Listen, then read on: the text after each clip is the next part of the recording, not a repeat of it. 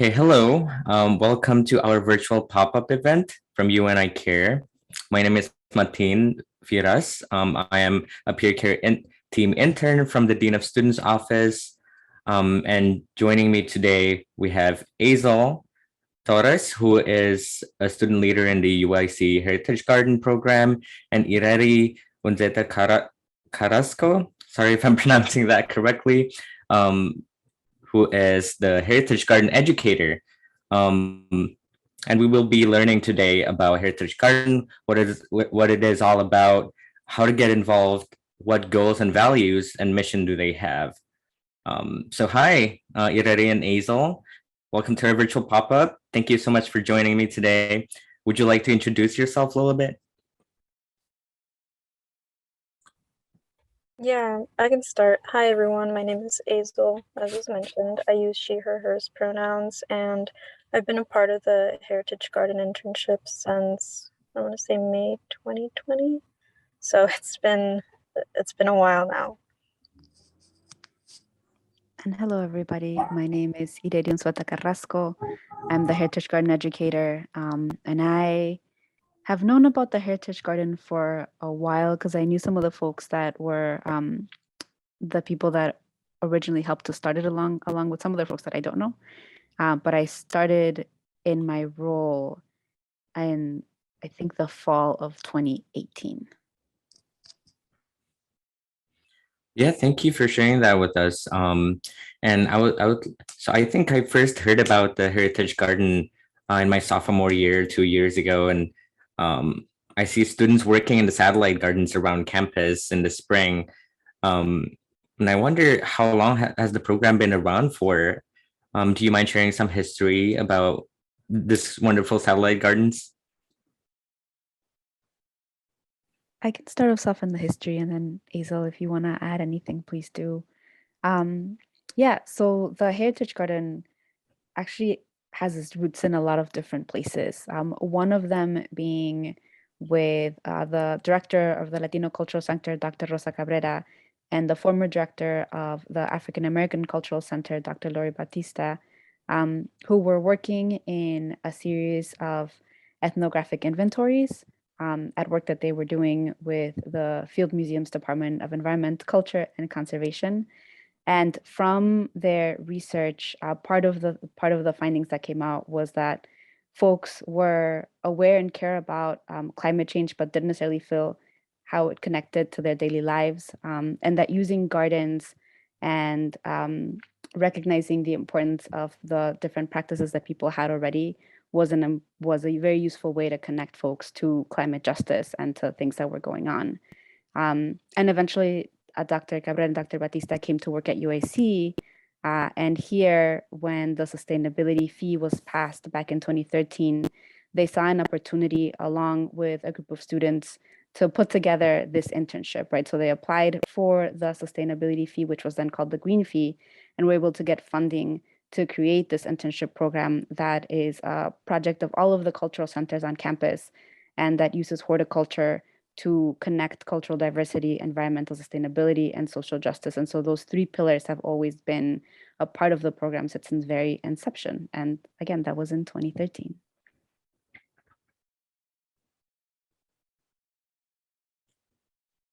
Azel, would you like to add something? I mean, he basically covered it all, but I guess I would like to say that we are still being like funded by the sustainability fee. So like even almost like a decade later. And if anyone doesn't know what the sustainability fee is, so like every student that goes to UIC pays $6 for the fee. And basically, if anyone of the students wants to like propose a project that would have an impact on like environmental sustainability or, you know, any of like those pillars, then you can basically just like propose that project. And there's like a whole advisory board that like basically is either stating whether or not they would like to fund that project. But yeah, that's just, I guess, something to add about. We're still being funded by that too. Yeah, thank you for letting me know about that sustainability fee. I haven't known about it, so now I know. And I think that's an amazing program and amazing fee. to kind of contribute back to the community, the environment. And then it's cool to really see how far back the Heritage Garden, well, although it's fairly new considering the history of UIC, but I'm glad that it's, you mentioned cultural centers and how um, the founding people who created the Heritage Garden is actually from different cultural centers as well. So it's really interesting to see that connection. And then the students have been involved from the start. So I think we're going to talk more about that later on as well. Um, so what would you say are the goals, values, and mission of the UIC Heritage Garden? I know you touched some of these already, but feel free to, if you want to elaborate or add some more. Yeah, so as you already mentioned, we have 3 pillars here at the Heritage Garden, which are environmental sustainability, cultural diversity, and social justice.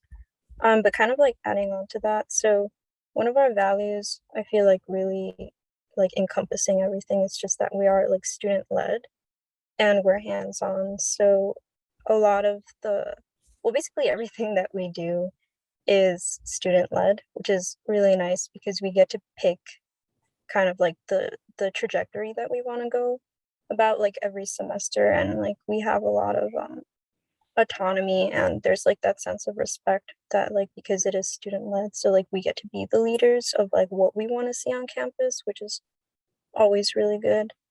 And then the students themselves actually do oversee the planting of 8 satellite gardens, so they're all on the east side of campus, where I hope you all know where that is, but like the quad, where just basically all of our gardens are kind of like around the quad. And then basically just the overall goal of the program is to provide the students with engaged learning activities where we're like exploring environmental and climate justice, like but like through an intercultural lens, which is where, you know, the like social justice and like cultural diversity plays into it. Yeah, thank you for sharing that. And yeah, definitely it's around the quad, and I'm so excited going into spring and fall and summer and seeing all this gardens just like flowering and just having so many plants in them. So, and I also heard that the UIC Heritage Garden has a lot of connection with the Latino Cultural Center. In their website, it's listed as one of their programs. They also, I think it is also connected with the Monarch Project. So I'm wondering if you can talk about that. I can start us off in that question too. So, as I mentioned earlier, the internship program is a project of all of the cultural centers at UIC. Their collective title is the Centers for Cultural Understanding and Social Change, and our students work with each center throughout the summer. And sometimes there's opportunities to collaborate outside of the summer, but for the most part, it's that summer component. And the infrastructure for the program is provided by the Latino Cultural Center. So, for example, I'm staff of the Latino Cultural Center, and my main role is to work with the Heritage Garden. I also know that sometimes other staff members from other parts of the centers, they support us whenever we need it, right? Folks have helped with mural tour training. Other folks have gone on field trips with the students. So it really does become a collaboration.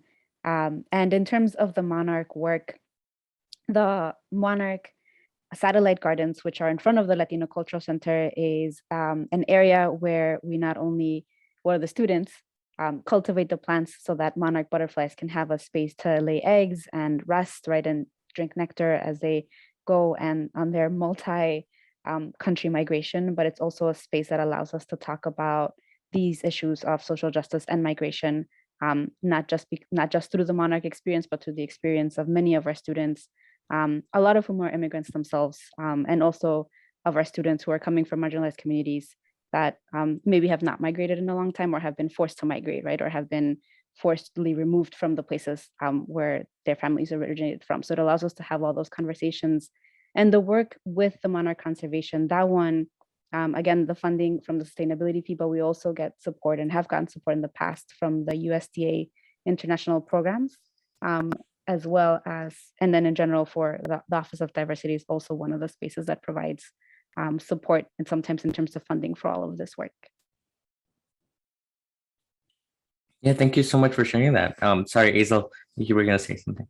No, it's okay. Thanks. Yeah, Edie, very well put. I also kind of wanted to add that we have other projects, like not only around monarch conservation, but just like pollinator conservation in general.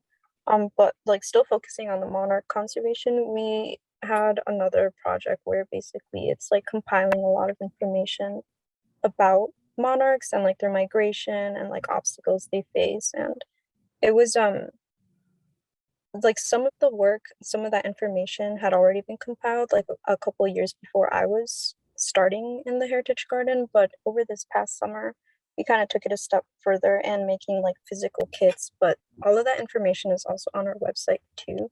So I don't know if like the website could be shared with, I don't know who is going to be watching this, but yeah, so there's like those monarch kits, and then we have other stuff around like just actually researching pollinators themselves and individual pollinators, and like kind of the same things like obstacles that pollinators face and like their impact on food pathways, the cultural significance that is seen throughout. And then yeah, like we just have a lot of stuff around pollinators. And like another thing that we worked on, which was again kind of like going back to the student led thing, so we have a lot of freedom in terms of also kind of picking individual projects. So something that I did was like to help the Heritage Garden create some informational signs that just has like little snippets of information about pollinators. But then if you actually go to the QR code, you can get some information that is like linked on our website. And then it's also kind of, I'm sure we're going to talk about this later, but we have a seed library at the Heritage Garden, and some of those seeds are like Chicago native and they're pollinator friendly. And so the one of the purposes of the signs was to kind of promote that too. So like yes, we do have a lot of stuff about monarchs, but it's like all encompassing as well. Yeah, I think it's really exciting to hear that. And as soon as I jump in the website, there's just so many different initiatives and programs just all over. And like you mentioned, they're all interconnected with the Heritage Garden. Um, and I know you mentioned a little bit about the seed library. So if you don't mind explaining more about that. And I know there's another program called Stories and Recipes, which I think it was really interesting and has some pictures of like little recipes that students make. So if you would like to talk about that a little bit, that would be great. Yes, so the seed library is a collection of seeds, and this was actually started back in 2014 by the Jane Addams Whole House, which is at UIC. And it was transferred over to the Heritage Garden. And some of the interns back then decided to kind of make it like a mobile library. And so it's basically like in a suitcase, and we have a bunch of information and pamphlets in the suitcase, as well as like seeds that we would take to events. And this was mostly like, well, it was pre-pandemic where, we would be like invited to events and things, and we would like take the seed library. It wasn't until just like fairly recently where we were able to start taking the seed library again to events. But yeah, it has a lot of information just about our internship. It has like some of the stories that we've collected as well, and just seeds, and then information about how and when to grow those seeds. Because we do also have on the website as well, actually, just like some of that information too. But then something else that I really like about the seed library is that it's actually not only for UIC students, it's for anyone in the community. So like everyone has access to it basically. Like you would just have to email us, just be like, hey, I'd like to go pick up some seeds, and we can like set up a time for it and whatnot. And then Edie, I don't know if you wanted to add anything to that. Yeah, I just wanted to say if folks are seeing this before April 9th, we are going to have our seat swap on April 9th from 11 to 1. It's going to be at UIC. We're finalizing the location, but you can look out for the information on our website as well as our Instagram page, which I think is UIC Heritage Garden. And we have a Facebook page, but yes, which I think is also just UIC Heritage Garden. And I think actually part of what I also really like about the seed swap is that the students do a lot of the collecting of the seeds themselves in the garden. So they prepare throughout the year, work with the plants, collect the seeds, let them dry out, and then separate them out from the plant and put them into little bags for distribution. And I think that that's a process that is helping to create more biodiversity on campus, and for folks that also come and take it back to their communities. So yeah, please, if anybody is looking for seeds, let us know. We hope to make your gardens more biodiverse. Yeah, thank you for letting us know about that, and hopefully all the information about the website, the Facebook, and everything would be included in the description of this video, so they can check them out and make sure that they can attend that seed swap event on April 9th.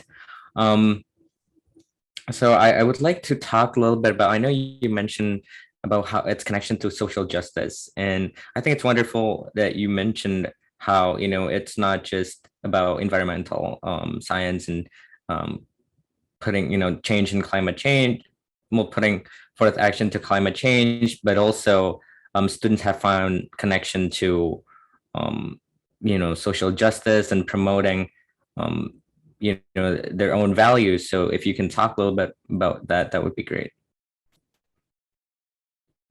Yeah, so I guess for like interns specifically, over the summer, as Edie mentioned, we do work with all of the cultural centers, and something that we do with them is we have like readings, and then we also have just like discussions around a lot of intersections between not only the environment and like climate change, but also things like migration, land justice, food and seed sovereignty, and like a lot of other topics where it's just basically looking at that intersection, because you have to look at a lot of these things and see how they play out. But then outside of like just the actual heritage garden community, I think that one of the bigger things is like we host a couple events. We host one in the fall and one in the spring, where I think that's where a lot of like communication comes into play, because when people come in, we can talk about all those things that we have learned and that we have been just kind of like talking about starting in the summer. And so when people come in, and we have like different workshops. So for example, in the fall we had our harvest festival, and one of the workshops was around guerrilla gardening, which basically it's about planting seeds in spaces where basically like if you see a space where you think, oh, maybe it would be nice to have some green or some biodiverse like plants in here, you could just like put seeds in there. That's basically what it is. And so we had conversations around, what it means to be a part of guerrilla gardening, why it has even come to be a thing. And yeah, so I guess just basically in our workshops and in the information that we are putting out, a lot of people have questions, and that's where conversations can come in, and just like people learn from each other too, because it's not only the heritage garden like putting out information, we also learn a lot from the community members and from students at UIC that come to our events. Yeah, thank you so much for sharing that. And I understand that a lot of our viewers are probably very excited now, to hear all about UIC Heritage Garden, their mission, values, and all the programs that you guys have. I'm wondering if you guys can talk a little bit about, what kind of student involvement opportunities are available. When does it usually happen in the year? I know you mentioned an internship, and then any student can attend some of these events themselves. So if you can explore about that, that would be amazing. Yeah, so I just realized that I never said anything about our story and recipe collection stuff, which I meant to include earlier, but just like a brief overview of that. At the internship, we do also collect stories and recipes that are culturally significant and that also have connections to sustainability. And I think that this is really important just because it's like wisdom that is not lost in history. And so that's why like archiving these stories and recipes is like really important because of that reason. But in terms of student involvement, people can actually share those stories and recipes with us. And we have a whole section in our website that is like just dedicated to those stories and recipes. And so the sharing of that information is, I think, really critical, and it can be like really nice for other UIC students that are not directly involved with the Heritage Garden to just be able to be a part of that. And then also sharing seeds too, like we like have donations, like we give seeds to people, but people also give seeds to us. So if anyone has, you know, seeds they want to donate, that can also be helpful. And then there's like the obvious of attending our events and following us on like social media and things like those. But there have also in the past been like volunteer days where just like students come in and help us like in the garden, or they help us with like the seed sorting that Edidi had mentioned earlier. I think the last time that we did that was like in the fall. I don't know if there's any of those coming up just because we do have a lot of things going on this semester, but hopefully in the future that will still be something that we can do. And soon also tours. We like to give garden tours. We haven't been able to do it because of the pandemic, unfortunately, but as things kind of like ease off a little bit, hopefully we'll be able to start giving tours again as well. And then Edidi, if you wanted to add anything else. I think you covered it all. Yeah, thank you so much. And I think it was really wonderful to hear. There's just a lot of aspect of how students can get involved with UIC Heritage Garden, from volunteering, events participation, and now there's the tours and an internship. So I think there's just a lot of options for all our student viewers to kind of get to know, you know, what is their preferred involvement with UIC Heritage Garden. And I would like to expand the conversation a little bit about, so I know being connected with nature is really important. And I personally think it is very important for your well-being, for your mental health. And, you know, from your own experience, having to work closely with the satellite gardens and working closely with nature and working for the cause of nature, you know, like climate change, how does that impact your mental health? How does it improve your well-being? Before I answer that, I think Edidi wanted to say something before. Thank you, Isel. I forgot to cover the part about the internship. So yes, it is an internship for UIC undergraduate students. Our applications usually open in the beginning, like in the middle of January, and then usually close by the middle of February. So we do have an open application right now that ends this Friday, March 11th. Sorry, I said February. I meant March. March 11th. And it isn't. The application opens up every year in the spring, and then the new cohort begins in the summer. And again, we're usually looking for UIC undergraduate students who can participate anywhere between 4 to 6 semesters in the program. So if anybody's listening to this and the deadline has not passed, please apply. If anybody's listening to this and the deadline passed, please be on the lookout for the new applications the following year, or in case we do a deadline extension. Okay, back to you, Azel, about the health part. Awesome, thank you. I can't believe I also forgot to mention that.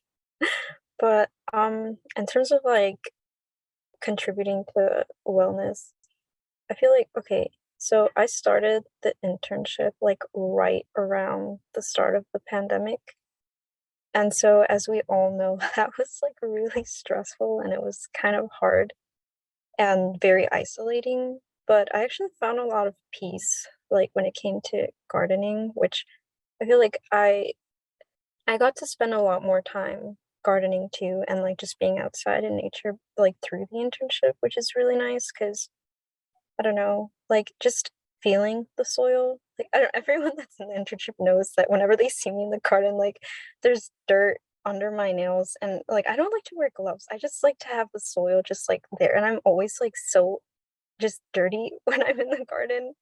And it's just like I don't know, that connection to nature, I guess, is like so I feel like it helps release a lot of just like negativity. I don't know what it is even. I don't like I know that I've heard that actual soil has something that I forgot what it was. It has some chemical or something that like releases endorphins. I don't remember, but I mean, don't quote me on this, but I think so.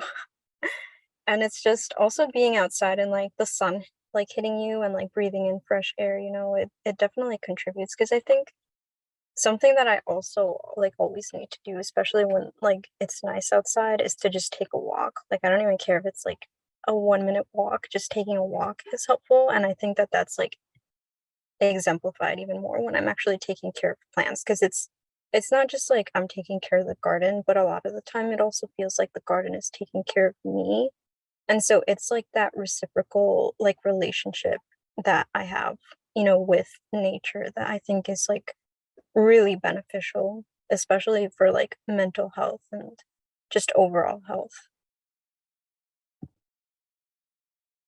Yeah, and I think that working with a different species, right, in this case plants, it's kind of like our entryway into rethinking our relationship to lots of different things outside of who you would normally identify as your community, right? So this goes both for other cultures and other groups of humans that maybe folks aren't used to dealing with, to thinking about the other non-human species that we rely on for so many things, right? For food that we rely on, for oxygen that we can breathe, that we rely on, for like the recycling of toxins in the soil. There's so many ways in which we're connected to the rest of this very, very biodiverse world that we live in, this very multicultural world that we live in.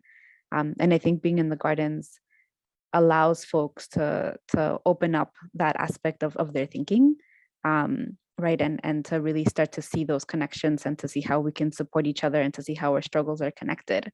And so I think it's important in the way that it allows you to think about this connectivity, and figure out supporting each other, right? Because you might know that theoretically everything is connected, but you might not have had the space to listen or to read about other people's struggles yet, right? And what they're asking for and what their needs are. So I think that that's something that's really beautiful about the garden too. And then the other thing for me that's really important is thinking about how um, the plants, they are providing so many seeds, and they're also providing sugars for the bacteria through their roots, right? So they are living this embodiment of an idea of abundance. And it's something that I heard a speaker talk about a long time ago, and I don't remember who it was, but it's something that really stuck with me, that you can live your life as much as you can with this idea of abundance, right? That you want to give, that you want to share, instead of with a mentality of scarcity, which I think is something that in the society we live in is sometimes like pushed for and very much created. So I really like that from the plants and from the folks that I've heard it from. Like, it's not just the plants that live in abundance. There's other folks who are working with these models in terms of organizing as well.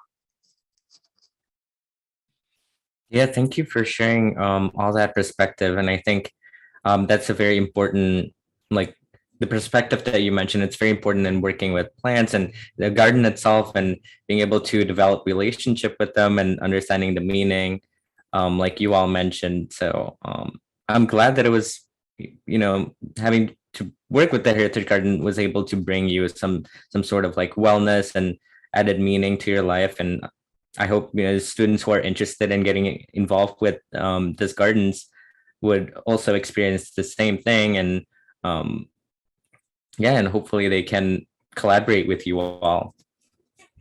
And so we are reaching at the end of our interview.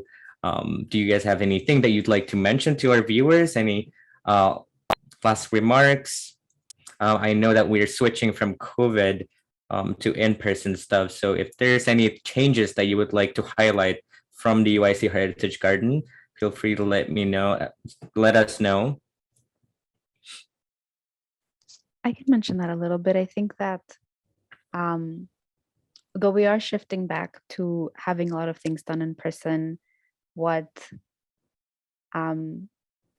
being part of this larger pandemic at least has meant for me is really, really focusing more on what does access mean, and how do we make sure that we are continuing to, as we're building out the Heritage Garden for the future, right, continuing to have ways for folks to participate, maybe whether or not they can be on campus, because it's not easy for everybody to get to campus, right? And we just want to be mindful of that and have as many avenues open as we can. And I think we don't really have, as a society, the infrastructure to necessarily be the most accessible to folks. And accessibility and thinking of all things, right, in terms of language, in terms of abilities, in terms of geographies. And so that's, I think, an issue that we're thinking actively about. I don't know that we have any particularly great solutions, but I think we're doing our best to try to keep that in mind as we do more planning.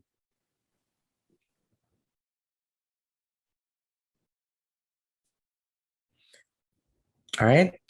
Thank you so much. You guys have been very informational and helpful in sharing all this knowledge, information, and your personal experiences as well with the Heritage Garden. And it is a very important program, and I hope a lot more students can get to know about it better, especially we're going back in person. I think it's going to be a very important aspect in everyday life, and, they're going to pass the gardens every day. So might as well know about them a little bit more. But yeah, thank you so much for coming. And yeah.